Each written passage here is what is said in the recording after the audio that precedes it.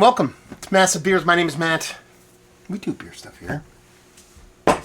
Mystery beers. How I love these so. This comes courtesy of my boy Cameron. He sent off mystery beers. This would be number 4 of, I believe, 6. He numbers them. Not necessarily beholden to do them in order, but I chose to. So here we go. Look at the inside of the cap.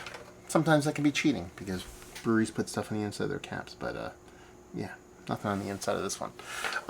Classic paper towel stylings. What do we have?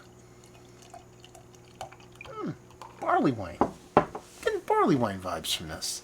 Could be wrong, but just knee jerk because it has that rich doo-doo water brown kind of look to it. That caramel malt ball colored head to it, and just looks like a rich malt forward beer. Let's put it that way. Let's put that back where it belongs. There you go. So yeah, turbid. Could be a Belgian quad. Could be a Doppelbock. Could be a Weizenbock. Could be a bunch of different bocks. But yeah, it looks like a malt forward beer from a distance. Let's see if we get a nose. I'm sticking by barley wine. Or, nah. Winter warmer / old ale. Because I don't, just from aromatically, I don't think it's a huge ABV beer. I think it's up there, but I don't think it's like 13-14%. Rich caramels, a little bit of tannic tea-like kind of hops, maybe even like an aged hops, might have a little bit of time on it. I don't see any kind of like Merc ring, so it's probably not all that old. But it just smells like a nice rich malt forward beer that leans English style, relatively high ABV. Like I said, like English old ale, barley wine, low ABV, winter warmer, something along those lines. Even could be, I was going to say it could be a Belgian-based beer, but there's really no Belgian yeastiness going on. At least aromatically, I don't get it much there. But malt forward, eking up to double digits, malt forward beer. That's what I have so far. Cheers, y'all.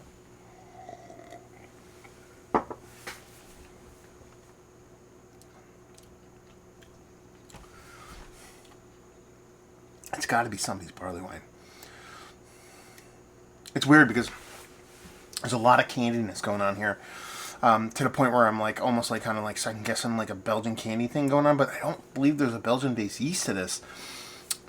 It's got a sweetness to it, a very pronounced caramel to it, and it has a very tannic tea-like hop to it. Very English hoppiness, almost like a real hyper fresh English barley wine, but low ABV still. I think we're hitting double digits, but I don't think we're getting that big. I think we're in that 10-11% range. Beautiful flesh mouthfeel. There's some kind of like a dolty, roasty candiness to it. Very much like a Heath Bar kind of candiness to it. And it's sweet, but it has this dryness. It doesn't finish dry because you get this lingering sweetness on your palate, but there's this like powderedness to it, almost like if you ever make like a powdered a chocolatey thing like a cocoa or Nesquik, those kind of things, and it's powder form, and you dump powder in it, and you accidentally inhale a little bit of the powder smoke, and you get that little bit of chocolatey dryness. That's kind of what I'm getting here. So it has this little bit of dryness. Okay, I think I got an idea what's going on here.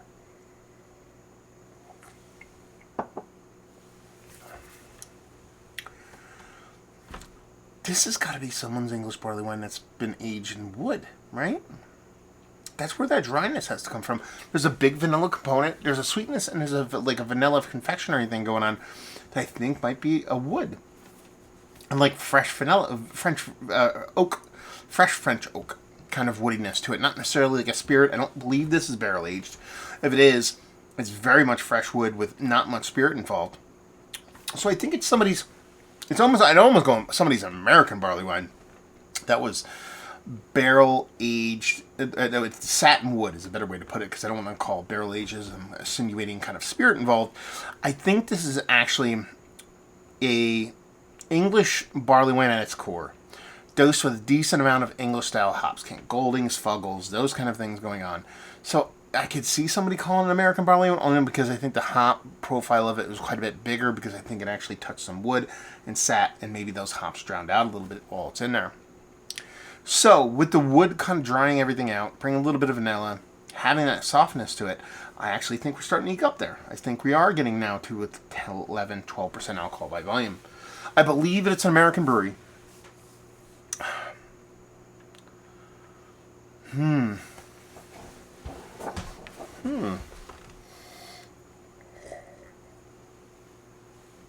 Have I had this beer before? I don't know. I don't know the answer to that. But I think we're out. I think we're out of guesses here. I think we're talking about a 12.8, no, not 12, 11.8% barley wine aged with wood. It might not even be like barrel aged, like I said, not in a barrel. It could be like staves or something like that. But I believe the dryness that I'm getting, I believe that roundness I'm getting in is coming from a wood component that is adding a tannic wood-like thing to the tannic hops, that it's making that kind of bring it all together to where it's like pseudo age, but then the hops are still a little bit punchy, but it's still very much English. So 11.8% barley wine, touched French oak wood, non-spirit held. Let's see how far we're off. Finding the beginning of electrical tape is annoying sometimes. Once I find it, it's easy. It comes off relatively easy. Thank you very much, man. These are fun beers that Cameron sent off. Then again, mystery beers, I'm not to diminish what he has sent off, but they're just fun beers to do in general. Dun, dun, dun, dun, dun. We have Central Waters. Okay, they're Scotch ale. Okay, so it's gonna. I think I've reviewed this before. Okay, I'm okay with everything I'm saying here. I'm just curious about where we're landing on the ABV. So, yeah. I like Central Waters Barrel Program. I think it's quite nice. Actually, I think I might have reviewed this not too long ago, or at least I had it not too long ago. So this is Central Water Brewing Company. This is their bourbon barrel. Keep that in mind. We'll talk about it in a second. Scotch ale, Brewer's Reserve. I know they date their stuff, don't they, on the sides? They used to. 2023 version, we don't have to worry about because Cam's all over it. $14.99 a 4-pack. Their 4-packs on their barrel-aged stuff is quite, usually quite decent. And this is where I think I come off maybe a skosh better on it, is that it says malt beverage aged in used oak bourbon barrels. So second use barrels, bourbon barrels, you're just not going to get that expressive spirit off of it. It probably wasn't an aggressive char on it, and now we just need to weed out the ABV in this sucker. They had to have closed. Let's see what they say of tasting notes on here. It says, this rich malty ale has been aged to perfection in our barrel house. Subtle and smooth, this is a decadent display of patience and process. Join us in good health. Salante. God, they're not giving me an ABV. That has to be insanity. Really? That's weird for Central Waters. They're usually so like, okay, all the information is in there. Don't worry about it. But I said English barley wine, Scotch ale. We're bisecting in Venn diagram at that point.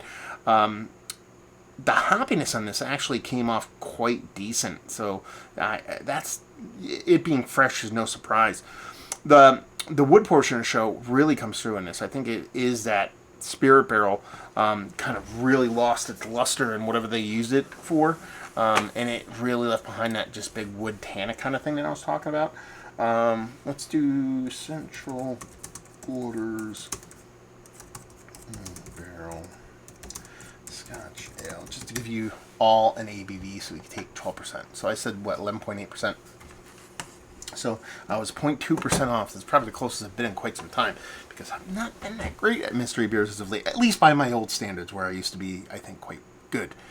Some people will contest that, but this is very fun. And honestly, we do find some Central Water stuff by me, and they are honestly one of my not my more favorite barrel age programs, but one that I think is one of the more underrated barrel age programs, in that they just produce such a great consistent swath of different styles.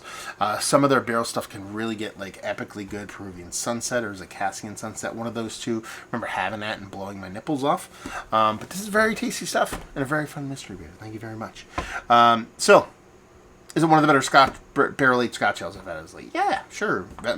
Actually, it'd probably default to Mount Rushmore because I don't remember over 4 that I've had, but it's tasty. There's could be more to it, but I really enjoy it. Value and availability, I mean, honestly, you're usually looking 4-packs of these around me, about the same price that Cam spent, so $15 for a 4-pack of really well done barrel-aged beer is usually kind of A-okay in my book, and leave you with if you like what we like this beer. If you like English Scotch ales, we have these English barley wines to a certain extent and maybe a slightly lower ABV, and you like the wood to do the talking and beers not to be super spirit or charry barrel forward, and you'll dig this. Central Waters, have you been to the brewery? Have you had the beers? Have you had this beer? Have you had this year of this beer? Any of that stuff down there. Hopefully you enjoyed the mystery beer. Hopefully you're enjoying a little bit of mystery beers yourself. Hopefully you enjoy sending mystery beers this way. Matt at massivebeers.com, right? Send them off. And hopefully see you next time. Cheers, though.